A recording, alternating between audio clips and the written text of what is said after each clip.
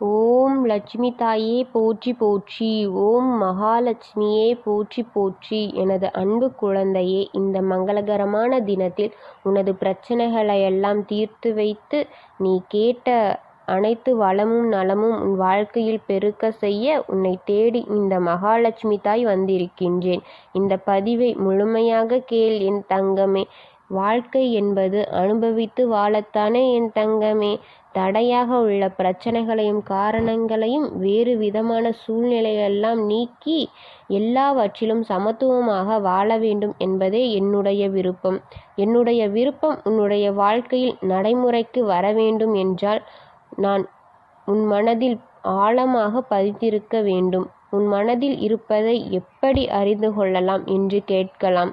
எந்த மனம் அமைதியை சாந்தத்தையும் நிலவுகின்றதோ, எந்த மனம் அன்பினால் நிறைந்திருக்கின்றதோ, எந்த மனம் எப்பொழுதும் பொறுமையை காக்கின்றதோ, எந்த மனம் அனைத்தையும் சகித்து கொண்டிருக்கின்றதோ அந்த மனதின் உன் தாய் நிச்சயமாக இருப்பாள்.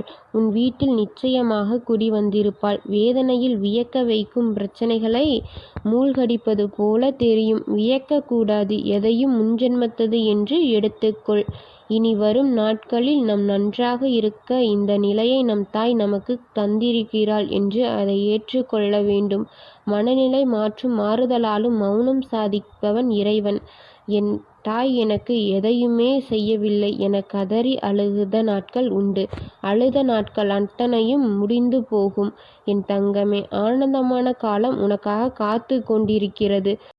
மரத்தின் இலையுதிர்காலம் ஆரம்பித்து மரம் மொட்டையாக நின்றால் மரம் பட்டுவிட்டது என்று நாம் பதறுவதில்லை.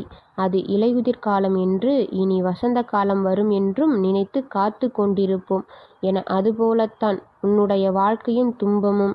உன்னுடைய வாழ்க்கை துன்ப நாட்கள் முடிந்து இன்பம் சேர போகின்றது. அன்று தகுதியாக இருப்பதற்குத்தான் இந்த கஷ்டம் என்ற பயிற்சி உனக்கு அளிக்கப்படுகின்றது. உன் தாய் எப்படி முழுமையானவளோ அப்படித்தான் நீயும் முழுமையான தன்மை கொண்டவன். அவளே உன்னை முழுமையான மனிதனாக மாற்றுவாள்.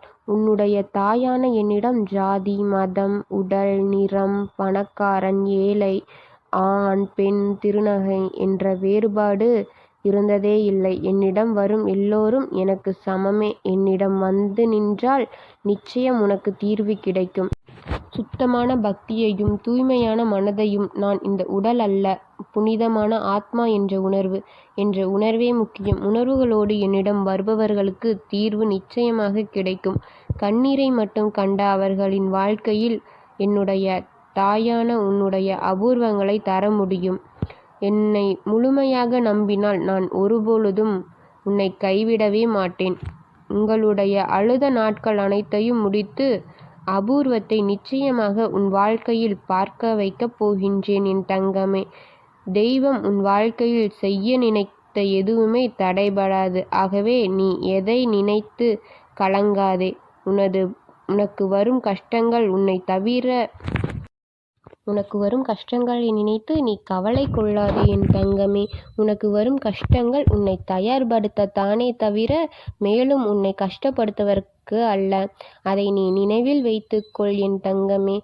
என்னிடம் உள்ளவர்கள் கஷ்டத்தை பார்த்தால் கலங்க மாட்டார்கள். மாறாக என் தாயை மீறி என்ன நடக்கும் என்று தைரியமாக நிற்பார்கள். நீ எதை பற்றியும் கவலைப்படாதே. உன்னுடைய வாழ்க்கையில் சிரிக்க வைக்கப் போகின்றேன். நிச்சயமாக நீ நன்றாக வாழத்தான் போகின்றாய். உன் குடும்பத்தாரை நினைத்து நீ கவலை கொள்ள வேண்டாம் என் தங்கமே. நான் உன் குடும்பத்தாரையும் பார்த்து கொண்டுதான் இருக்கின்றேன். உன் குடும்பத்தில் இருக்கும் எந்த உறவினருக்கும் எந்த ஒரு தீங்கும் வரவிட மாட்டேன் என்பதை நான் உனக்கு உறுதியளிக்கின்றேன் என் தங்கமே. உன் கஷ்டங்கள் அனைத்தையும் முடித்து நீ சந்தோஷமாக இருக்கப் போகின்றாய். நீ சந்தோஷமாக இருக்கும் அந்த நாட்களை நான் பார்க்க உன் தாய் உனக்காக காத்து கொண்டிருக்கின்றேன். நல்லதே நினைக்கும் உனக்கு நல்லதாகவே நடக்கப் போகின்றது. ஓம் மகாலட்சுமியை போற்றி போற்றி.